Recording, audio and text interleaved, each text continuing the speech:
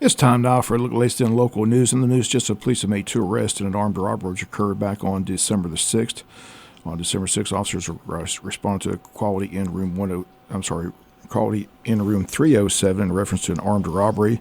Upon arrival, officers found the victim, who stated he had been struck in the head with a pistol and knocked unconscious. Suspects took a large quantity of cash from the victim and several other items, including his pickup truck. The victim was transported to Wayne Memorial Hospital for further medical attention and then was later transferred to Memorial Medical Center in Savannah for further medical attention. They stated this time the victim is in stable condition. Investigators, along with the Wayne County Sheriff's Office K-9 handlers, later identified 2 individuals who had items that were taken from the victim. Subsequent investigation led to their arrest and the recovery of the victim's vehicle that was taken. Both suspects are currently in the Wayne County Jail. 39-year-old Eric Stevens has been charged with 1 count of aggravated assault, 1 count of aggravated battery, 1 count of armed robbery, 1 count of exploitation of an elder, 1 count of theft by taking a motor vehicle, and 1 count of hindering a 911 call. 39-year-old Melinda Shingler has been charged with 1 count of party to a crime of aggravated assault, 1 county of party of crime of aggravated battery, 1 county of party of a crime of armed robbery, 1 county of party of a crime to theft by taking of a motor vehicle, 1 count of party of crime to hindering a 911 call.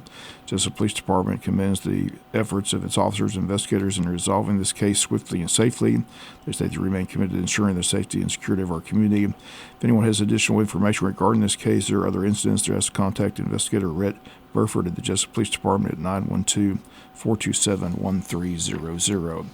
Police are asking for the community's help in preventing auto break-ins this holiday season. They state during the holidays they see an increase of these types of crimes during the holidays. There are a few things that you can do to make it harder for auto break-ins and vehicle thefts. They state lock your car doors even when parked in driveways or garages. Remove all valuables from plain sight, such as electronics, purses, wallets, and keys. Never leave keys inside the vehicle. The police department is also encouraging the use of anti-theft devices and parking in well-lit areas as additional deterrence methods.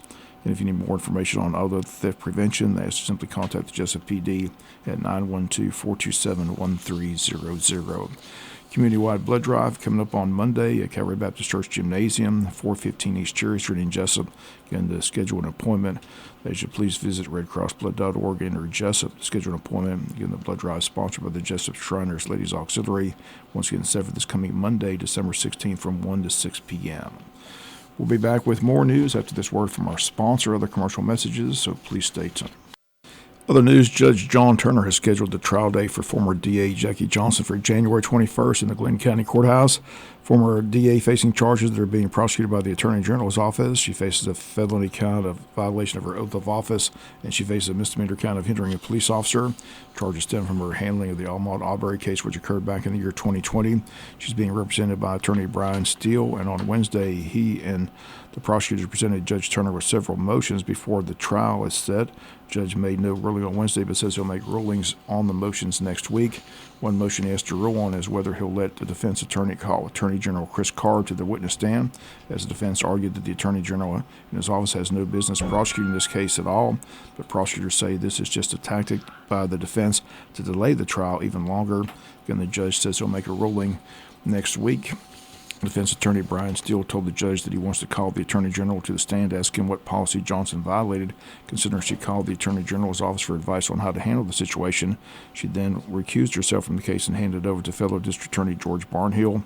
Steele also told Judge Turner that Johnson, at the time of the Ahmaud Arbery shooting, was in court in front of a grand jury presenting evidence to prosecute the former Glenn County Police Chief.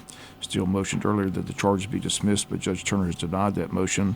Prosecutors from the Attorney General's office state that Johnson treated the Arbery family unfairly and that she showed favoritism to the McMichaels, who are now convicted of shooting and killing Ahmaud Arbery. One of the McMichaels previously worked for Johnson as an investigator with the DA's office. Prospective jurors in the case will be mailed a 30-page questionnaire and will have to fill it out, and the attorneys for both sides will receive a copy before jury selection.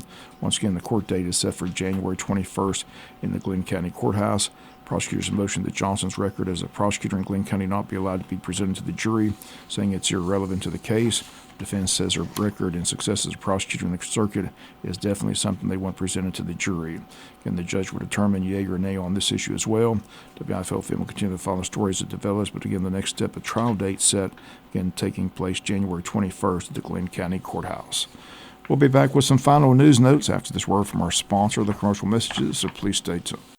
Final notes news, City of Jesup hosting another big event this afternoon and evening beginning at 6:30 at Bland Park. The city will have Santa and Mrs. Claus on hand this evening for pictures with the kids. The Grinch will be on hand as well. City once again offering free carriage rides through downtown. All that taking place today. Again, kids can also pick up free Christmas books being given away by Wayne Family Connection. Wayne Family Connection also offering hot cocoa and cookies this evening. Once again, all this taking place around 6:30 throughout the evening and running for a couple hours at Bland Park. You can do some Christmas shopping, dine out, enjoy a movie at the Strand. All that this evening in the city of Jesup. Tomorrow's Saturday Christmas parade in Scriven, Georgia. Also, their Christmas in the Park takes place after the parade. The parade lineup begins at 3. Tomorrow afternoon, the parade begins at 4. Everyone invited, and then after the parade, Christmas in the Park with a lot of snow. Always a great event, all taking place this Saturday in Scriven. Need more information before tomorrow, simply call Scriven City Hall at 912-579-2211. Also tomorrow, Third Hour Productions is presenting Christmas in the Square Saturday in Odom, Georgia at 312 West Railroad Street in Odom from 5 to 10 p.m.